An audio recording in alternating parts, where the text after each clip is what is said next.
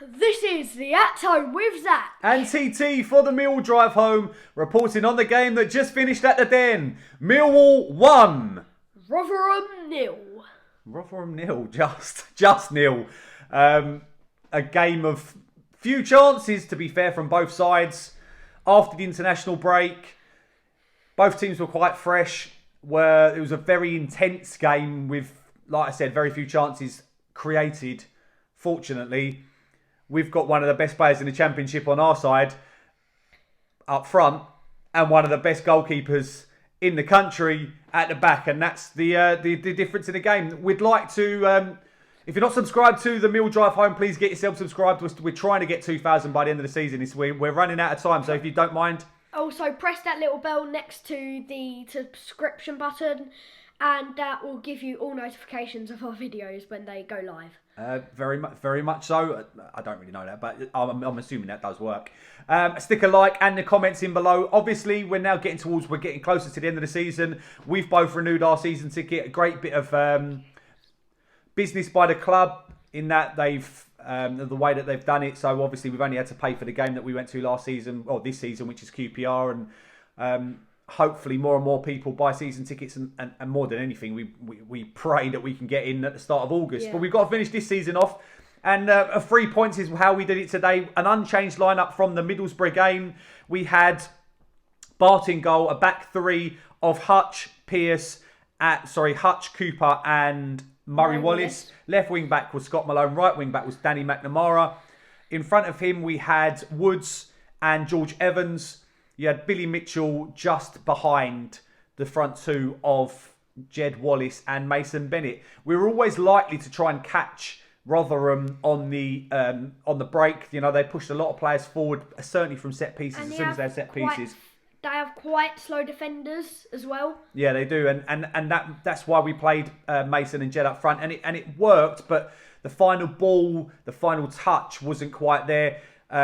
You know, right from the first minute, a great interception from Hutchinson. He drives forward, plays it off to Jed. He was played it short to Jed and couldn't get in behind. But the intent was there. Hutchinson just drove as well. I love that. Then Mitchell got on the ball and should have played it earlier to Jed. You know, Jed was again in behind if Billy had played the ball a bit earlier, but he didn't. He held onto the ball a couple of steps further, and then Jed was offside. The first chance of the game went to Rotherham. Ladapo had a shot. Bad clearance actually from Scott Malone. Put it up in the air. Drops to Ladapo, who it was all from the camera angle that you're at with iFollow. It was going wide straight away, but went wide at the far post. Then they had one of their first laughable penalty shouts. You know, Hutch it kind of brushes his shoulder as the ball's bounced up. He's brushed his shoulder and he's fell to the ground. And the bench and obviously the players on. It's every single team. But it's embarrassing, the calling and the shouting and the screaming. But you can see why they do it, because in the second half, obviously they get a decision that it is laughable. For me, it makes a difference. It pressurises refs, and there's no crowd there. And I can understand why benches do it, because it obviously impacts. It obviously makes a difference. We just need to do it. Then Bennett should play the ball earlier. You know, I think it was about the 21st minute. Bennett should play the ball earlier into Jed. He doesn't. Then he does get it out to Jed, but they kind of both have half shots, but both of them were blocked. I think that it's just that final third where we needed to be a bit more. Bit more precise. Malone has another chance where he could put in Jed. You know, well, he does put in Jed, but Jed's first touch lets him down. It's a brilliant ball from Malone. Curls it in between the defenders. Jed takes a touch and it goes out in front of him. But there was actually one ball from Malone where it's played beautifully. Yeah, that's the one I was talking about. No, but Jed didn't touch it. It just went over Jed's foot. Yes, there we had that one as well. So just like millimetres away from it being right and us creating a lot more chances than we actually did do. Obviously, Hutch then goes off, which is a bit of a shame, and it was going to test us for the end of the season. For me, Hayden Muller needs to be promoted up to the first team if he's fit, because we can't rely on Pearce to be playing week in, week out, 2 weeks a game. I don't think 2 games in a week. I don't think he's going to be able to do that. But then just before, it's about 5 minutes before half time, the best chance of the game created by Rotherham. It's a corner whipped in, a fantastic header by Iwikwe, and Bart's Gordon Banks-esque dives down to the bottom right hand corner and tips it around the post. An absolutely brilliant save by Bart, and he's not had much to do today, Bart. He saves this one, and then obviously has the second half.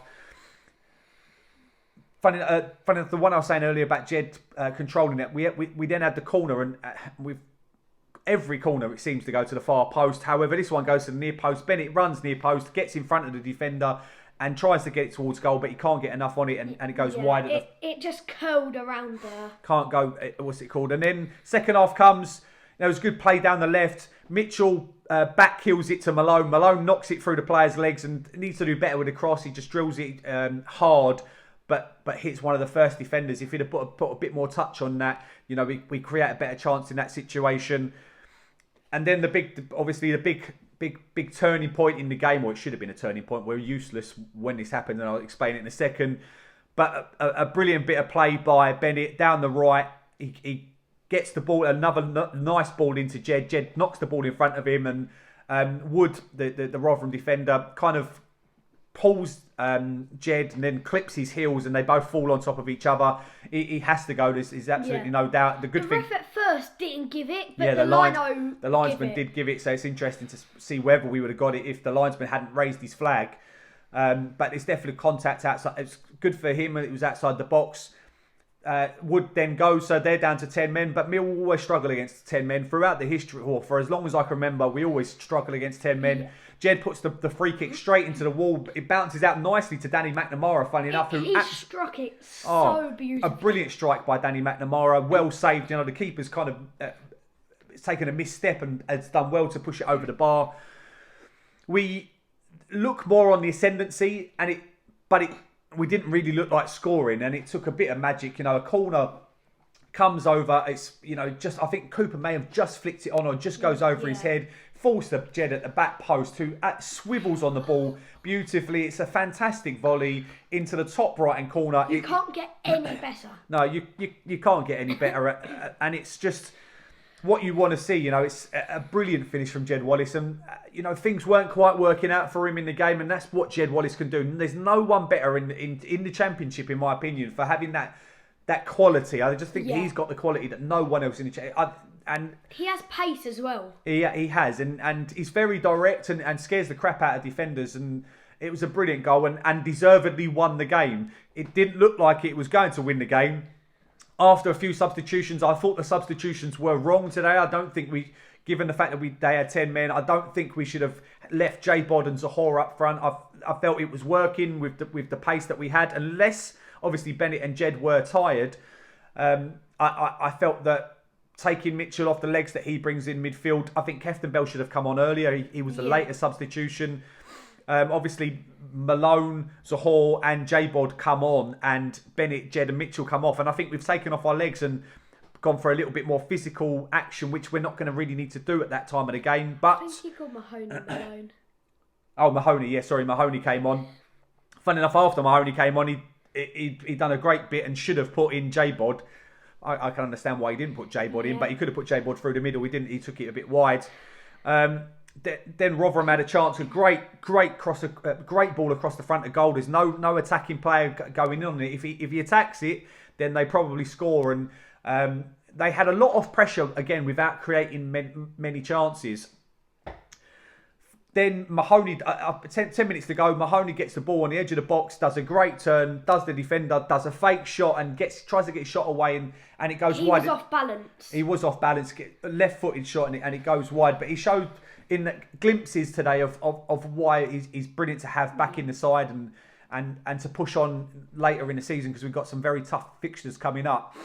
Obviously, on about the 84th minute, it's a disgraceful decision. The ball goes into the box. It kind of, I think it comes off Cooper and bounces around, and the Rotherham player throws himself to the ground. If there's contact, it's so minimal. There was contact, but it was from the ball, because Pierce slide tackled, and he's got the ball and he's clipped the Rotherham player, but he's got the ball. If it's a penalty, then we're going to get a penalty every day. Obviously, the screaming from the bench has definitely influenced the ref. He points to the spot. However, the striker steps up and... Woods. No. Sorry, what's his name? He steps up and Smith. he goes to the bottom left-hand corner and Bart fantastically saves it and pushes it out into safety. It was a good penalty. It was a good penalty. Struck well. And my man of the match today, without a doubt, is Bart. You know, Jed obviously has scored the goal, but without Bart's fantastic save in the first half and then the brilliant penalty save in the second, and I think we're one of the best teams in the country for conceding penalty goals. I think only one team has conceded 0, and we've conceded 1. It would have been 2 without the brilliance of Bartosz Biliakowski. Yeah. Woods then goes off. Keftenbeld comes on, shores it up a little bit. We see the game out, doing quite well actually in the corners. For the 4 minutes of injury time, and that's another 3 points at home, another 3 points closer to getting back into the ground, which is what we all want to do. We've got Stoke away on Easter Monday, but we'll leave it there. There's no point in going on. Happy Easter to all of the followers around the world. We hope you enjoy the weekend, and we'll see you again on Monday. Like and subscribe. No one likes us. We don't care. Yes.